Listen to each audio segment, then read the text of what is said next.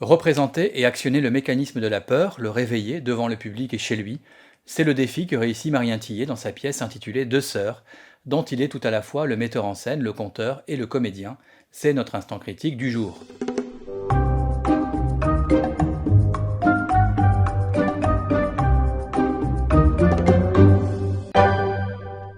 Tout commence avec cette armoire ancienne que Marc, ethnologue spécialiste des hystéries collectives, a dénichée dans un marché aux puces parisien.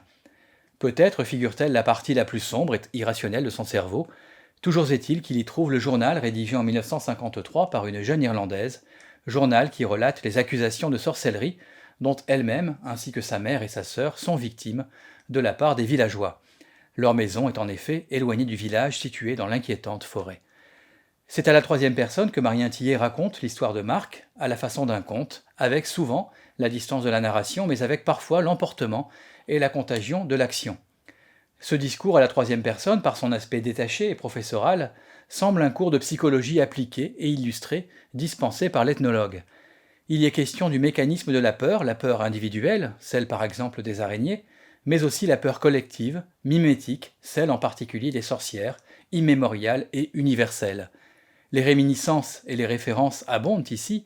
On pense aux sorcières de Salem d'Arthur Miller, à la possession de Loudun, si bien analysée par Michel de Certeau. On peut aussi penser à l'Anne le Balthazar de Nathan Katz et à son tribunal des maléfices, et pourquoi pas aussi au Rosemary's Baby de Roman Polanski. Toutes ces œuvres témoignent de la fascination et de la répulsion qu'exercent les sorcières, et elles contribuent aussi à les entretenir et à les réactualiser. Le jeu de Marien Tillet, par ses discours et ses déplacements, par ses ruptures déstabilisantes pour le spectateur, représente et alterne à merveille la banalité rassurante et rationaliste de notre époque et l'irruption de forces obscures et incontrôlables venues du fond des temps.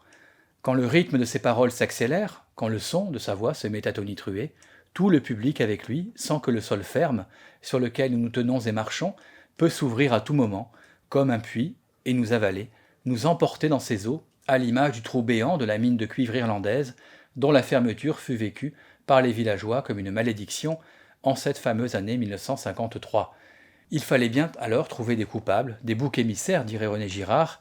Il a suffi pour cela de désigner des sorcières et de les mettre à mort.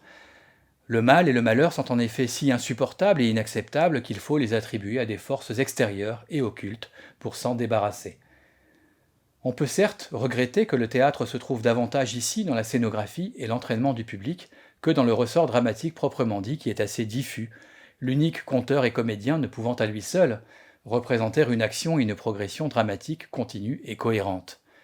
Mais cela participe de l'indétermination de l'histoire dont on ne sait si elle est vraie ou purement légendaire et imaginée. Et la scénographie rachète ce qui peut être une faiblesse. Usant d'une scène peu éclairée, crépusculaire, elle montre et explore nos peurs obscures.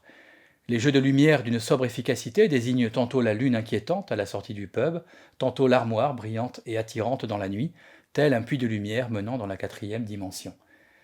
Le jeu de Marien Tillet est enfin particulièrement convaincant, il passe avec une grande facilité du registre comique au registre dramatique, il alterne avec virtuosité terreurs enfantines et tranquillité professorale, rationalisation et hystérisation.